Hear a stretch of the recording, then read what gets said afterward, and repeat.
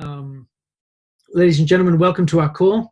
It is Tuesday, the 14th of August, and we are ready to get going. It's fast approaching the time of year where we've got Toronto now is our next event to prepare for. This Saturday, we have our Power A call, which I think is very important for each of us to be working on this week to make sure that we have guests and new team partners or potential team partners that will be joining us on this very important call to help us get them kick-started, doing the right things and getting started well. I want to talk about a critical subject. We've mentioned this before, and I'm going to quote Eric Worre because he is perhaps one of the biggest names in the industry by way of industry training, coaching, mentoring. But outside of him, of course, I think every successful leader in NECAN has said the same thing, that the most profitable skill in our business is the ability to get our team members to join us at events. When we can do that, when we can come together as teams at these critical events and special functions, then we will start to see duplication happen in our business. I once shared an example of a dear friend of mine that I worked very closely with, mentored her on a weekly basis for a long time. She lived in the Netherlands as a network marketer. She was building a business. This is how the capacity of our mentoring friendship. She was a fantastic recruiter. And every month she would recruit, and it was great. And we all need to do more of that. But she also found that she was getting burned out because she was the one doing all the work. Her team weren't copying her activities. I think it's important for each of us, isn't it, to appreciate we recognize the need to work hard, but we want that work to be something like a baton in a relay race, that certain activities we can delegate out and pass on to someone else, that as we're getting tired after a 100-meter sprint, they're grabbing the baton and running forwards to the next 100 meters, and so on, so that we can all win the race together. That's what we want to have happen. One of the ways that we do that is by gathering our teams together and bringing them to these events. So I want to talk about how we can use the next few months to really build well towards getting people to our meetings, both on the Power A calls, on our webinars, to the big events such as Toronto, so that we can get these events really working smart for our own personal gain. Again, for those of you that were in Orlando, when I asked at the end of the event, by a show of hands, how many of you wished that you'd brought some more people with you? How many people raised the hand? Yeah. A lot of people raised the hand and thought, yeah, if they were feeling what I was feeling, that would be great. I hosted a call with my UK team. Gosh, time is passing so quickly. I think it was Monday of this week. And we had Marion Timms, who was one of the UK team members. Some of you would have met her at the event. Share her experience of what she enjoyed being in Orlando. And she said it took her about 4 days to come down from the emotional high that she was on after she returned home back to England from being in Orlando. I can pass on to you all of the wisdom shared. I can share with you the experiences, give you the highlights, and we can talk about it on a webinar like this. But jumping off this webinar, you will not take 4 days to come down from an emotional high and go, oh my goodness, that was just overwhelming. That was magical. I can barely get myself to sleep at night. You're not going to have that experience with a webinar, but you will have it with an event. And one of the reasons that we get together all the time, as much as we can, is that events do that for us. They bind us as families and as business partners together and give us emotional connections that fortify us, build our strength, build our conviction, build our hope in what is yet to come. I have learned that in building a successful network marketing business, that it is directionally centered. What do I mean by that? I mean that in order to succeed in our industry, in Nikken especially, we need to be facing forwards. We cannot be looking sideways, and we should never be looking backwards, other than to learn from the past. Yeah, we learned from the past so that we can apply the lessons to move forwards. But we've got to be moving forwards. What does that mean in practical terms? I'm going to relate it to a critical virtue that we need to possess in order to look forwards. That virtue is hope. Hope, unlike other virtues, is a directionally centered virtue. You know, if I am going to be moral, if I'm going to have integrity, if I'm going to be honest, for example, to name a number of moral virtues, that represent my character, then each courage, fortitude, integrity, honesty, those are all encompassing. But hope, as a virtue, is directional in its scope, meaning my hope is centered in the future. Hope is not centered in the past. It is centered in things that are yet to come. Does that make sense? The word hope means to anticipate something good. And I've often used the example of anticipation of my little kids on Christmas Eve. I couldn't think of a better feeling than Christmas Eve when you're a little boy or a little girl, desperately anticipating what may come in the morning. At the same time, there have been other periods of my life that I can relate to where hope has been a wonderful emotion that has really taken over. When we're in the final few weeks or days before our baby is due to be born, and we're anticipating with great enthusiasm what's going to happen when that little baby comes into our home and we come home from the hospital, or leading up to my wedding. That was another time of great hope, great nervousness too, of course, I might add, when I got appointed president of Nikken. That was another time where there was a sense of incredible anticipation of great things yet to come, feelings of great hope, moving into the field, all of these great times that we've got in the field together. We can all link those things, can't we? Times in our lives where we can relate to that emotion of hope, but it's always facing forwards. If we want to build our Nikken business, we need to integrate into our business the virtue or attribute of hope. We need to anticipate good things yet to come. Because when we feel that, that is what compels us to move forward. A very wise networker once said to me, is recruitment an action or a reaction?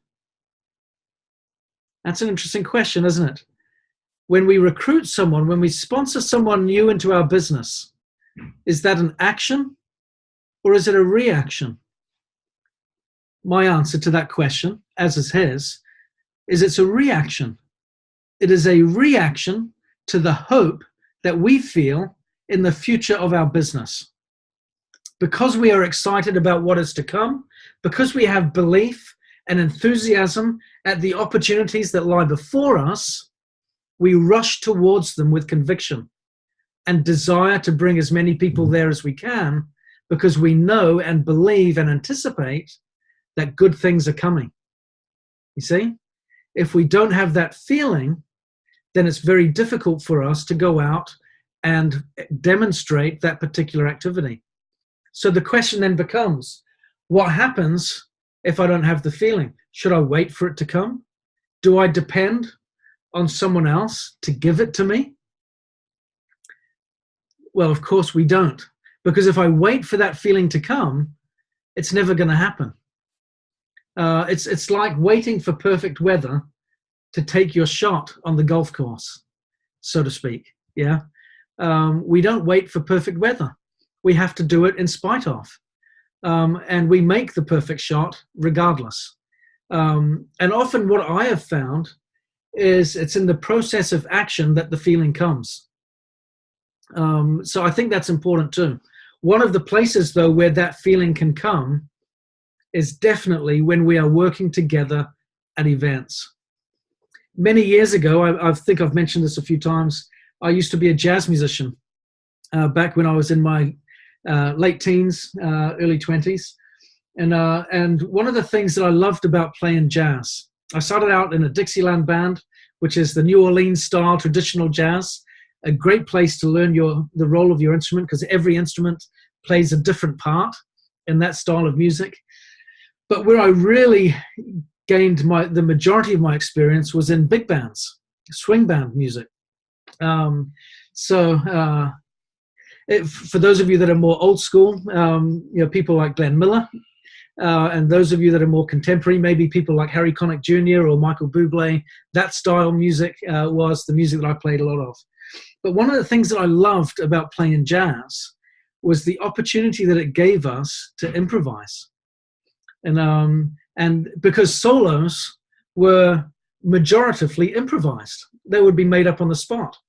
And I remember a particular time playing at a jazz club in Auckland in New Zealand when we were playing. The feeling was really good. The atmosphere was great. And the music director that we were playing under decided to do something quite radical. And we were going to play an entire new song, completely improvised in front of an audience, live, right there on the spot. He's like, we're all in the zone here, so let's see what happens. So he gave us a key signature, and then he counted in the rhythm section. He got them playing, and they got a beat together, and off they went. And then he got our lead alto sax player to stand up, and she just started playing. She was just an incredible saxophonist. And then he shouted out background lines for the horn sections to play as she was playing her solo. So we'd listen to what he was playing, what he was singing, and then we'd play it on I was a trombone player, hence I did that with my hand. Then we'd play the line, and then after a while, he pointed to different people in the band as to who would want to play the solo. And I was never one to shy away. I was petrified, but I kind of gave him the nod. Yes, I'll do it. And so up I stood and off I went. And halfway through my solo, he does this to the band, and he cuts them out, so that I was just totally on my own. And I looked at him and I thought, have I just done something catastrophically wrong? And fortunately, it was quite the opposite. And he's like, keep going. And then after 4 bars, he brought them back in again. And then after 4 bars, he cut them back out and then brought them back in until he just built up to this wonderful crescendo until I was playing as loud and fast, double time and all that kind of stuff. And it was incredible. And in the very moment that we are playing in this situation as musicians, inspiration comes. But I'll tell you something. I share this. I get excited reliving the moment, but I share it because of this. I couldn't have that experience if I was playing by myself. I couldn't get that inspiration if I was out there on my own. Yeah? But when you all come together to play music, inspiration comes and new music can be created. New energy can be found and new songs can emerge. And it's just an incredible buzz of creative energy that can result.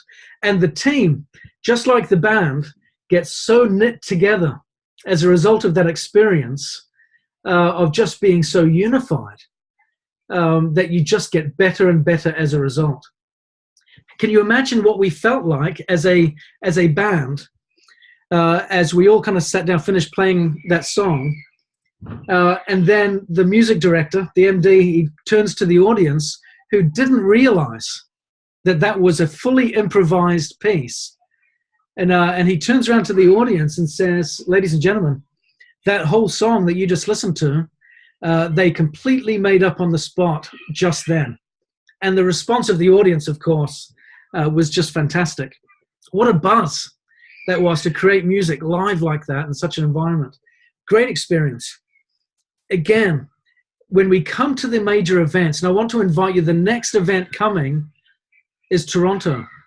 You can have that type of experience in a commercial sense, where you come away like Marion did from the UK, going, oh my goodness, it's taken me almost a week to come down from cloud 9 because I'm just buzzing. We can have that energy. What does that do to our hope?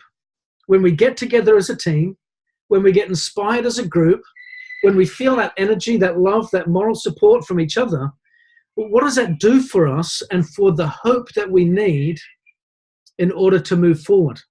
It gives it to us, doesn't it? It emboldens that hope. It makes it come alive, and it helps us feel this sense of, yeah, the future's bright. I can do this, and you won't necessarily have that buzz and that conviction, that confidence with the same level of energy as what you would have if you were together in the audience or in the band, so to speak. Whether you want to be in the band or in the audience, being a muso and a lover of the music, either way you can get inspired just by being in the right vicinity. But what we do thereafter is critical. What makes it even better is when we come and bring someone with us so that they can feel it too. Because it is so hard, isn't it? I'm sure you'd all agree, to convince people of just how good this business is with simply our own words. Words are important, and some of us are great wordsmiths. Most of us are not. And the challenge with the English language is it doesn't always do a situation or set of circumstances justice in conveying the right feeling. But experience can take over, and words can be left unsaid as experience does all the talking. So if we can invite people to join us from our teams, of course it would be great if we bring prospects. And I recognize that there can be a challenge in itself of doing that to a place such as Toronto. But if there are people that we know in the area where they can get there easily, if we have team members that we know we can reach out to and invite, rest assured, let all the work that Mike and Bo have been doing to prepare this, all the expert speakers that are going to be on stage, the atmosphere, the VIP dinners, the Niagara Falls excursions, the networking, the special workshops with Richard Bliss Brooke, all of these types of experiences that can be had together, let all of that do the talking on your behalf so that you don't have to do it. And then, as a consequence of that, you will come away with a group of people buzzing and on cloud nine, filled with hope, that directional centered virtue that we all need in order to build our business as well. So that's my challenge. I'm going to, I guess, end our meeting there today. I think that's a relevant place to conclude, is to recognize that energy, inspiration, togetherness comes from being in the band, not necessarily hearing all about the music. It's so hard to tell someone how great a piece of music is without giving them the chance to hear it for themselves. And when you're there, when you're in it, when you're doing it, it's just, there's nothing like it. There's nothing like it. So let's get in the band. Let's bring people with us. Let's make sure that they can have the experience for themselves so that we don't have to do the difficult talking and persuading. Let the event do it for us. And then, like I said, critically understand that recruitment is a reaction, not an action. And that comes as a consequence of hope, that faith and belief in things that are yet to come, that we can have conviction in because we have the feeling. Why? Because we're with the band in the right place at the right time, being inspired by the same music that we're playing together. Does that make sense? So thank you all so much. Love you loads, and I look forward to speaking to you again real soon. Take care, everyone.